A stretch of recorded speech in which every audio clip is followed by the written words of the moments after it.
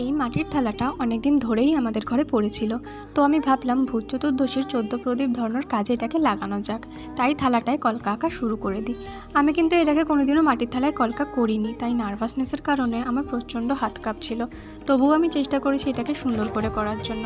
আমি কিন্তু প্রথমে একটা ছবি দেখে এটা করা শুরু করি, তবে মাঝখানের পদ্মটা ছাড়া আর কিছুই আমি ওই ছবির মতন করি না, কারণ ভয়ের কারণে আমার চোখ অন্যদিকে যায়ই না। আমার মনে যা আসছিল আমি সেভাবেই করে যাচ্ছিলাম, আর ভাবছিলাম সবশেষে এটা দেখতে কেমন হবে কে জানে।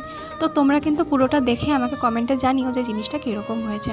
আর যারা এখনও চ্যানেলটা সাবস্ক্রাইব করোনি তারা প্লিজ করে দিও, কারণ তোমাদের এই ছোটো ছোটো সাহায্যের জন্যই আমি এগিয়ে যেতে পারবো। আমি বেসিক্যালি নাচের ভিডিওই ছাড়ি, তবে এই ফার্স্ট টাইম এটা ট্রাই করেছি বলে এটার ভিডিও বানালাম। তো সবশেষে কিন্তু এটাকে দেখতে খুব সুন্দর লাগছে, আমার চোখে খুব একটা খারাপ লাগছে না। আর 14 প্রদীপ ধরানোর পরে তো এর সিনারিটাই পুরো পাল্টে গেছে। তো তোমাদের চোখে কেমন লাগছে তোমরা প্লিজ জানিও। তো আজকের জন্য বাই।